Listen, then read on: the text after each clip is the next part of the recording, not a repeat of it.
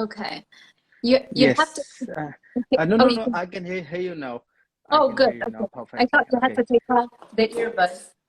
No, no. Cool. Hey, Okay, Dr. hey, Sarah, thank you everybody. very much. First of Oh, all, thank you very much for taking up the time. And sure. Thank you for having me. let's get this conversation very casual. And let me ask you, let's deep dive into the core questions, your specialty, Yeah. the carnivore Awesome. diet. Yes.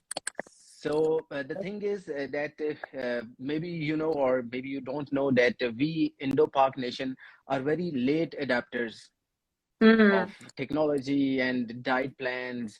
So what I hear in fitness industry here nowadays is low carb, low sugar diet, intermittent fasting, these Yeah. kind of things. But the carnivore is something very new. Yeah. I haven't heard it in my surroundings. So I know what's the carnivore diet. So please tell our audience that what is it, and let's deep dive into it. Sure. So the carnivore diet is the human species specific diet. It is the diet that we ate for 99.99% of our existence as a species here on Earth. You have to remember, we evolved during millions of years of evolution, where we evolved during an ice age where plants couldn't grow. And so the only food that was available to us was fatty mammals. And so we hunted and we mainly ate protein and fat. And it's only in the past 0.01% of our existence as a species here on Earth that we started eating plant foods and carbohydrates. And so our DNA, our genetics have not had enough time to adapt to this much newer source of food in the form of plant foods and in the form of carbohydrates. And this is why you see when people go back to eating what our DNA has been exposed to for 99.99% of its existence, which is red meat and animal foods, so many things clear up. I mean, psoriasis goes away, people lose weight, their mood improves, they have more energy. You don't have dips in energy every 2 hours or 3 hours like is the case when you're eating carbs and sugars. People get pregnant. They think they have problems with fertility, and then all of a sudden they get pregnant. And so that's because it improves your hormones, it regulates your hormones.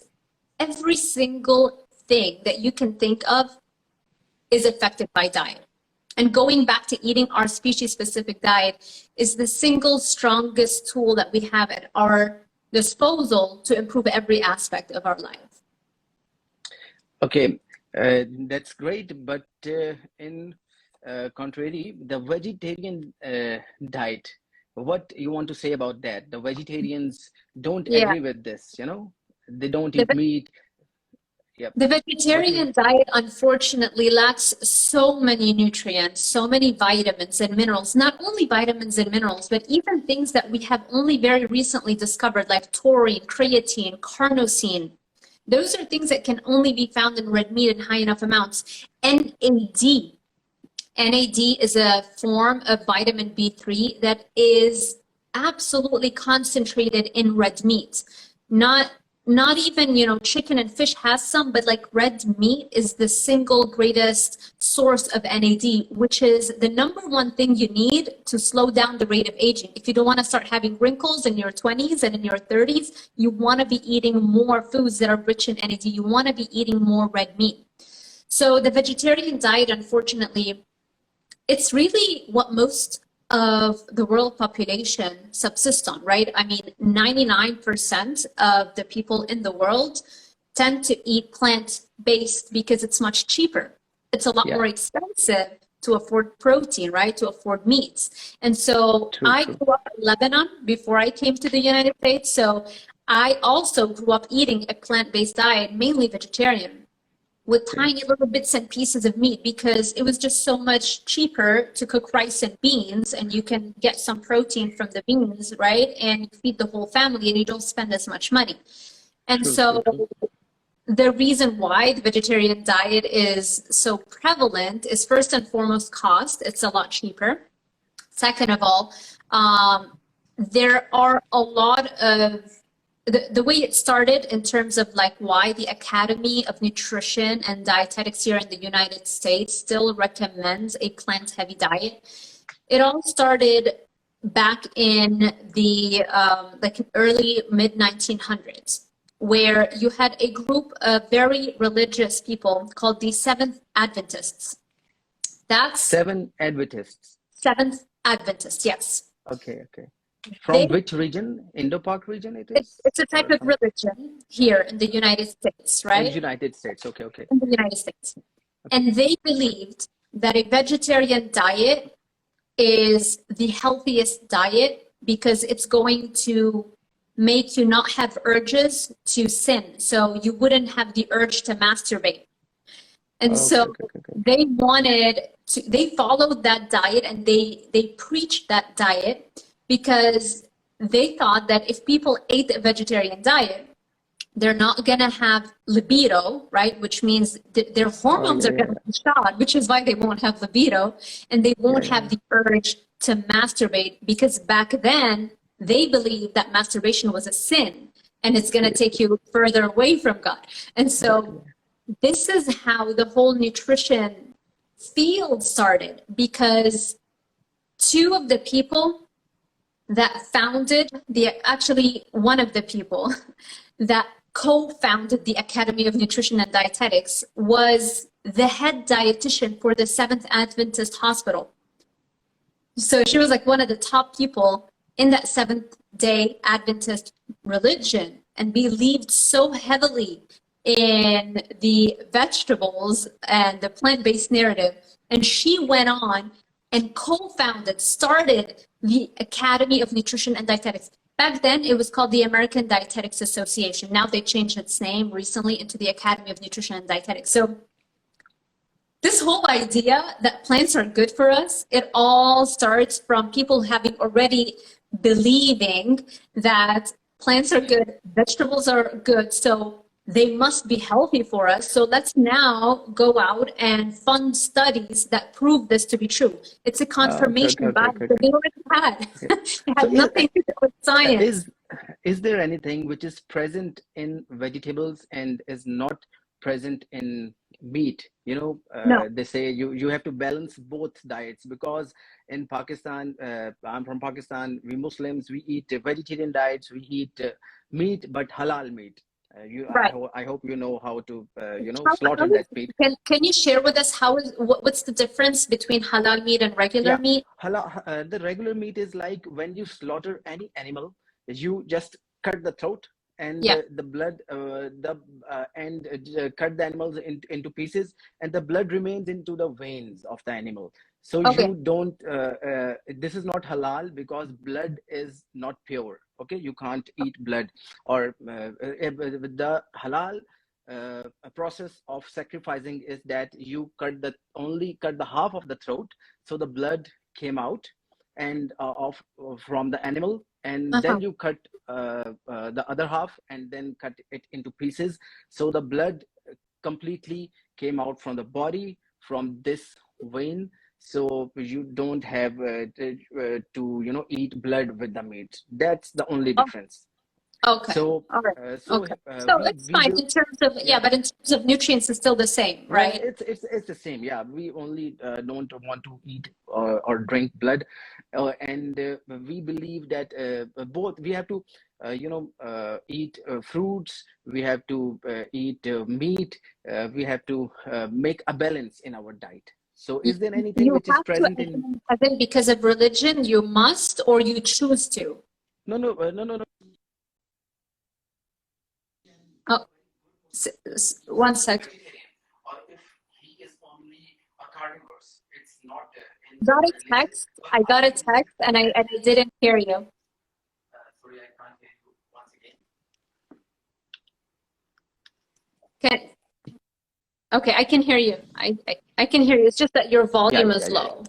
Okay, now I can hear you very well. So it's not mandatory in Islam that we can be a very good Muslim if we eat vegetables or we eat meat. It's my belief, my thinking that we need to balance both.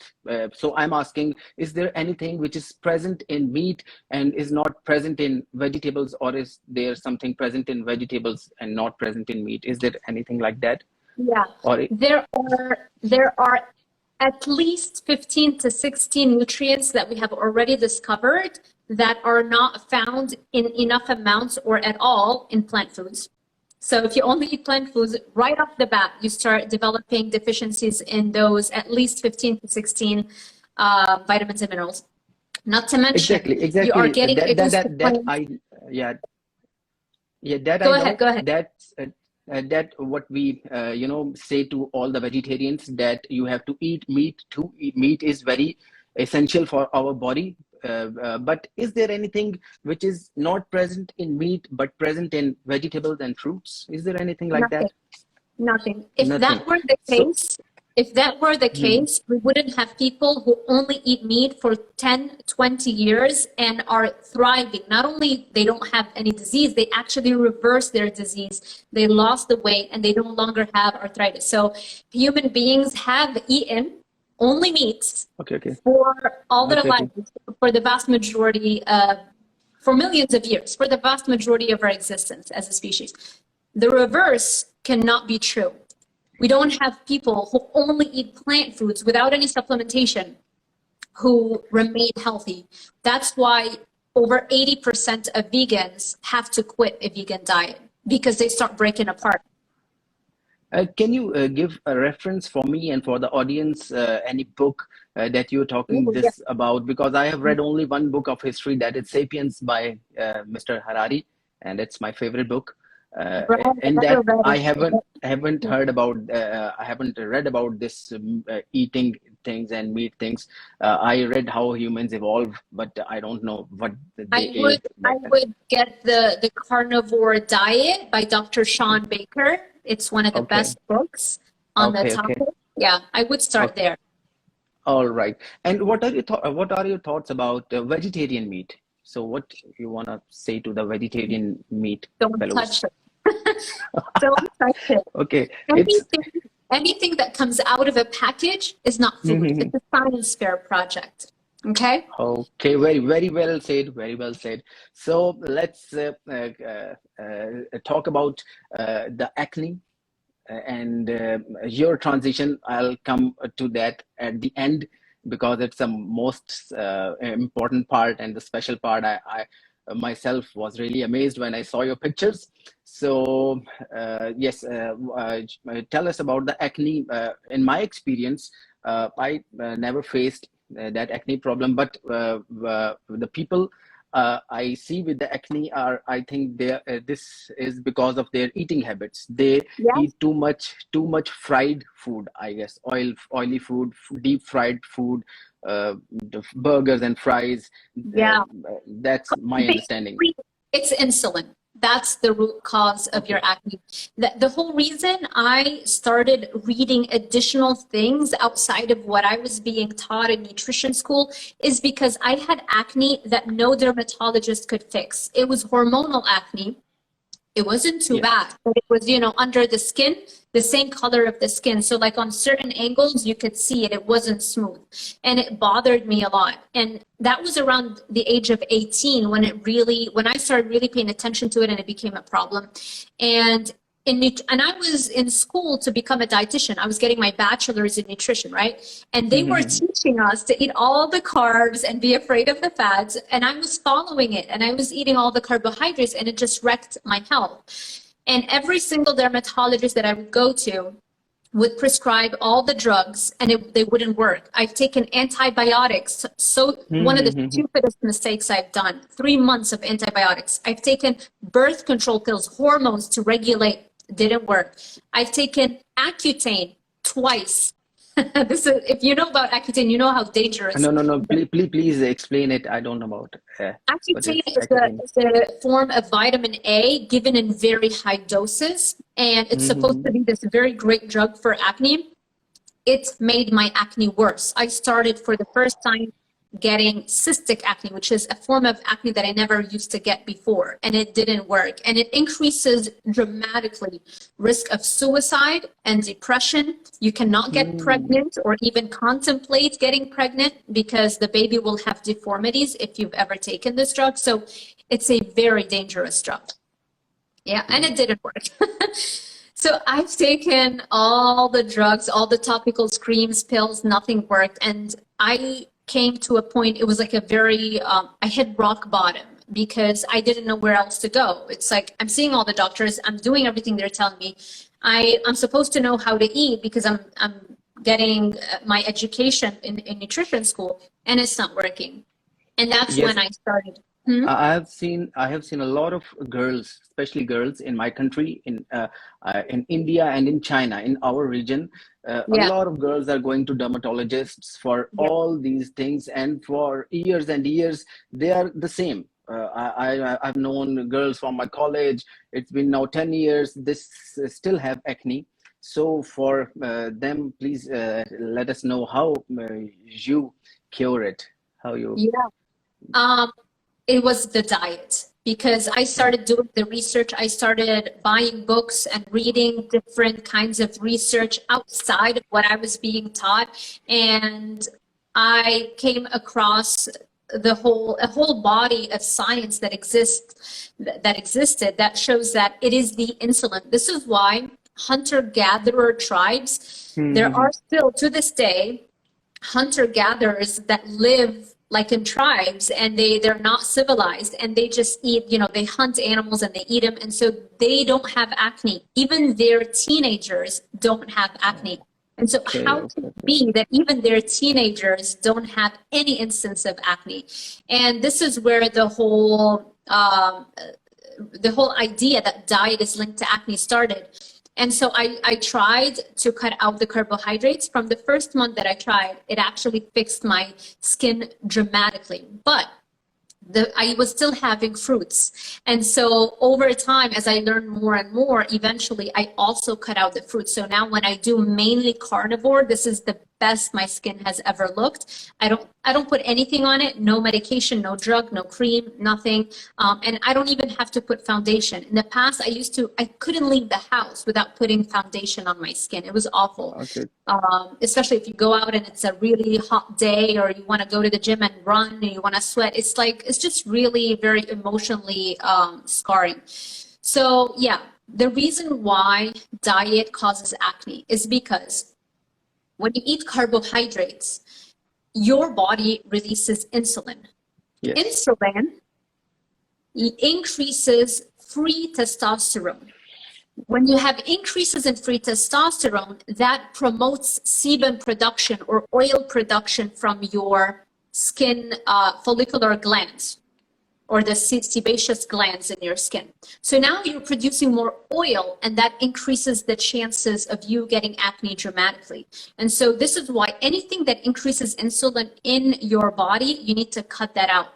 First, cut out all the carbs, even fruits. Second, there are things that also spike insulin, even though they're not very high in carbs. Things like dairy, right? So even cheese or cottage cheese or milk or yogurt. So how about low-fat milk or whole wheat breads? Are they also dangerous? Breads increase insulin to the maximum amount, more so than any other food on the planet. Even the whole wheat, even the whole wheat Even breads, the whole wheat. brown Even the breads. whole wheat. There's not much of a difference between it and white bread. Yes. Okay. So all the breads have got to go. And then the non-dairy milk, the non-dairy milks, I wouldn't recommend them for other reasons. But in terms of insulin, they might not spike your insulin as much unless they add sugar to them. Okay, so let's move forward to our last part, and the most important and interesting, and the thing that amazed me about you, your diet journey. I have seen your previous pictures and the current you, and I want our audience who will listen this and who are listening this to go to your profile and check out, to get some motivation, like you cut all the fat very fast. You know, if I check myself, it's been like 10 years I haven't touched any carbonated drink, or it's been like 7, 8 years I haven't eaten white rice or white bread, only brown rice and brown bread. And my body shape is almost the same, but my body energy level is very I'm very feel very energetic now and very fresh all the time. So but in your case, my body shape is the same, but it's been like 7, 8 years journey. But in your case, I don't know, it's 1 or 2 years journey. How Yeah, much yeah, time you around took? 2 years, I would say. Yeah, Yeah. So in two because I years, would, you were yeah, like so a go. totally, completely different person physically. Yeah, So how you did that? Because the psychology of exercise, what I believe is, first you have to, convince your mind to go to the gym or to leave that thing, because it's the eating is very addictive.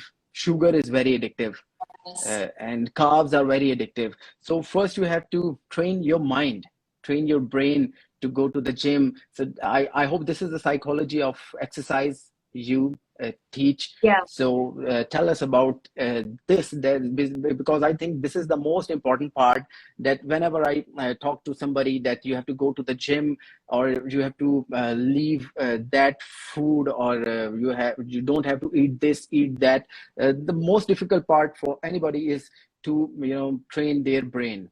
So how you yeah. suggest to do that thing, the psychology of exercise?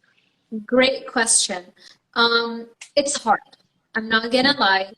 Any change is hard because if something that you haven't done before, you don't have the habit already created in your brain. And so you have to force yourself whenever you really want something, whenever you really want to change a habit, you have to feel uncomfortable the first few times, because it's similar to going to the gym and lifting, let's say doing a bicep curl, right? The first time you pick up a weight and you're doing a bicep curl, it's not going to feel too comfortable. It's like, oh, this is so heavy. But the second time you go and you lift the same weight, it gets easier because your body realized like, oh, okay, you want to do this? I'm going to create now stronger muscles so that it becomes easier for you to lift that weight. It's the same thing that happens with all of our other habits. So whether you eat sugar, carbs or not, it's the same thing versus if you eat them. So the first time you decide that you are going to get healthier and you want to drop weight or just get healthier, maybe you don't want to lose weight, maybe you just want to get healthier. That first day is going to be the hardest. And my recommendation is you don't have to go cold turkey. You don't have to say, I'm going to go from eating all the carbohydrates in the world to eating zero carbs. You're going to have a headache. It's not going to feel good. So my recommendation is start lowering gradually the amount of carbs that you're eating and focus on increasing gradually the amount of protein and especially animal foods that you're eating. If you do that, it's going to be so much easier and you're not really going to get the headache or feeling just very fatigued and tired, right? And so that's number one. Take small steps. Number two, you got to have a purpose. Why are you doing it? You got to have a strong reason to stick with it, right? And I feel like the number one reason why people struggle to achieve their fitness goals is because they don't have a goal that's inspiring enough for them to So pull true, them so true, towards. so true. Yeah. And why do they not have that goal? They're too realistic. They look around what society tells them is realistic or not realizing that whatever is realistic, it's just what other people, those are like the reflections of other people's limitations. They created that reality. So it's only impossible until it's done. I love that quote, right? Because once one person actually does something that was previously considered unrealistic, now all of a sudden, oh yeah, you can do it. It's Yeah, just yeah, that you have to decide that you're going to be the one who's going to do it.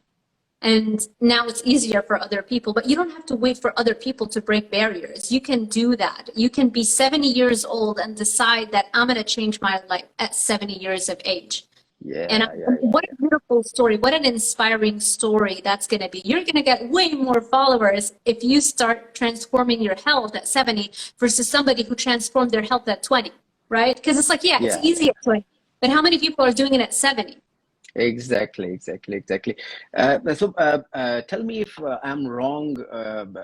Whenever somebody asks me about the diet, I tell them only two things. That number one, you have to quit all the carbonated drinks. The number one enemy of our body, what I think the hardest fat to cut in our body is carbonated drinks.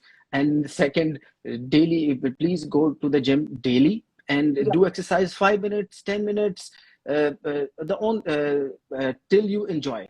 It's not like you have to exercise 30 minutes, 1 hour. Go daily, but do 5, 10, 15, half an hour, 1 hour, till you enjoy the exercise. If you are feeling fatigue or feeling bored at the gym, quit and come back, but go daily.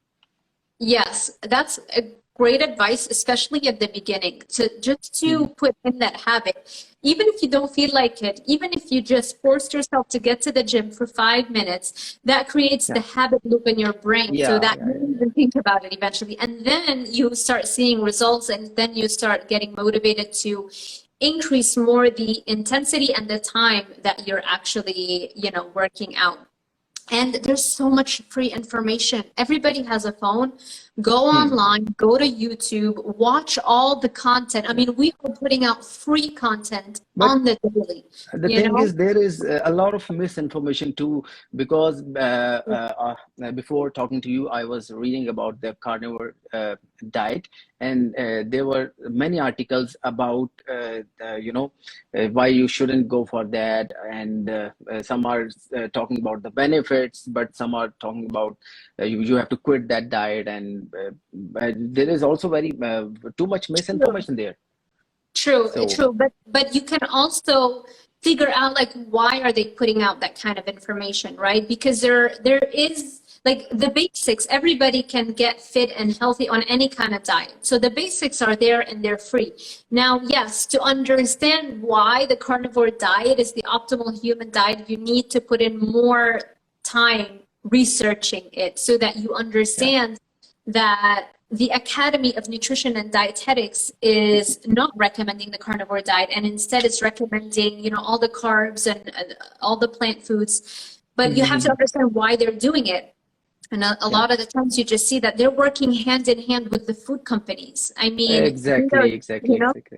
It's mind-blowing. You literally go to their conventions, to the Academy of Nutrition and Dietetics conventions, where they have speakers coming in, and the people who are speaking are literally working for the largest food companies. They're putting out the most addictive foods. How can that be? What a conflict of interest, So, you have anything for the smokers and alcoholics? You want to say something to them? Is it good or is it bad? How bad it is? Well, smoking is great for you. It's okay to smoke. Okay. Okay. No. So I think everybody knows, right? Everybody knows that smoking and drinking alcohol, those are poisons, those are toxins. I think the question is, why do you feel the need to engage in those behaviors? And oftentimes it's because your brain chemicals aren't working right. And why are they not working right? You're eating too many plant foods, not enough red meat, you're not exercising. If you just focus on eating red meat, working out, and getting enough sleep, those are the basics, but they are going to give you 99% of the benefit in fixing the brain chemicals so that you don't have deficiencies in your brain chemicals, so that you don't have cravings or you don't feel tempted to change your brain chemicals by drinking alcohol or smoking. And so you got to change the root cause. It's not about, I'm just going to stop smoking, but I'm still going to eat McDonald's, right? Because it's going to be so hard, not to smoke. It's going to be so hard not to drink if you don't fix the root cause of an imbalanced brain chemical or an imbalanced brain that's inflamed. There's another theory of mine, which I every time someone asks me how to, quit sugar, so or how to quit Coke or Pepsi, any carbonated drink. So I tell them, see, the Coke is a combination of sugar and caffeine. So instead of taking Coke, you eat some fruit and take some tea or coffee to, Yeah. And, get and sugar and caffeine. you can do sparkling water too if you like that carbonation. That's what I do. Yeah, yeah, yeah, Unsweetened, yeah. unflavored, sparkling water, you can do that. But again, you gotta have a reason. You gotta have a big enough reason that's going to allow you to be a little bit uncomfortable those first few days when you're changing your diet, I think the main thing, the core of this whole topic is that you have to work out, and the psychology of exercise. You have to go and work out, sweat out, and train your brain to Yeah. exercise somehow. And that's or that what you already told us how to do that. And at the end, what are your thoughts about coffee? So I don't drink coffee, and Okay. I generally recommend that most people cut out on coffee, and that's Mhm. because coffee contains caffeine. What is Mhm. caffeine? Caffeine is literally the coffee bean plant's self-defense chemical, right? Yeah, The it's way a that the fruit. coffee bean, huh? Yeah, it's a fruit. It's a fruit, coffee bean. So it's a bean, right? And Yeah, beans yeah. are the single most heavily defended part of the plant, right? Yeah. So the caffeine is an insecticide. It is designed to kill or animals. I'm asking a wrong question from a carnivore dietitian. Exactly. So it's Okay. not the worst thing. Like I say, for most people, the number one thing you want to do is cut out the carbs. It's fine if you're Mhm. still drinking coffee. For me personally, it gives me headaches. And so for me, I can't do coffee. This is why I Okay. haven't had a cup of coffee since like 8 months ago. Okay. Okay. So it depends. If you have a strong enough reason, then cut it out. But if it's just overall improving your health, you don't have to start there. You can start with the carbs. Like that's the number one thing. Cut out the carbs first. It's fine if you're still having coffee here and there. But ideally try not to put too much sugar in it because then, Yeah. that No, becomes, no, yeah, sugar is a big no. Always take black it's done. coffee or low fat milk coffee. Sugar is a big no. That's the reason you told about the acne and Yeah. deep And the root addiction. cause of yeah, addiction. Yeah, they say sugar is more addictive than cocaine. So Yes. It's so true. yes. That's what I did my PhD doctorate on, the Mhm. addictive properties of sugar, basically. So Okay, okay. So one tip you want to give to quit sugar. One one tip. tip to quit sugar, I would say the number one thing you want to do is, well, it depends. There are two types of people. Some people can go out cold turkey, stop sugar like Hmm. that. And it's Hmm. and it's easier for them to do it that way. Hmm. You know yourself. You know how you function better. So if you feel like it's easier for you to just cut it out completely, great. Just make sure you drink a lot of things like bone broth on the first few days because it might give you a headache. So try to do that just to minimize withdrawal symptoms as much as possible. Now, if you are in the other group of people who struggles to cut out sugar completely like that, then gradually lower the amount that you're eating. So if you're normally eating, let's say 500 calories worth of sugary foods a day, cut it to 250 and then cut that to 125 calories and then eventually Yeah. cut that out completely. So Uh, you uh, know yourself. so what was your motivation to cut out the fat you did in past 2 years? What was your motivation? So for me, I'm building my brand, which is fitness, dance, and music, and like Okay, the okay. whole business of I guess, fitness and lifestyle and chasing your Yes, dreams. yes, yes. That's what my brand stands for. And so for me to be able to build that brand, I'm always challenging myself to look better. I'm always challenging myself to be fitter, to have more energy, to be more productive. And so I do this in every aspect of my life, not just with diet. I do it in everything else. I'm always trying to, what else can I do to get better? And so that's why. So if anybody wants to follow your journey, wants to be like you, wants to be Dr. Sarah physically, so you have any course, you have any YouTube channel, Yeah, please so tell I us do about that.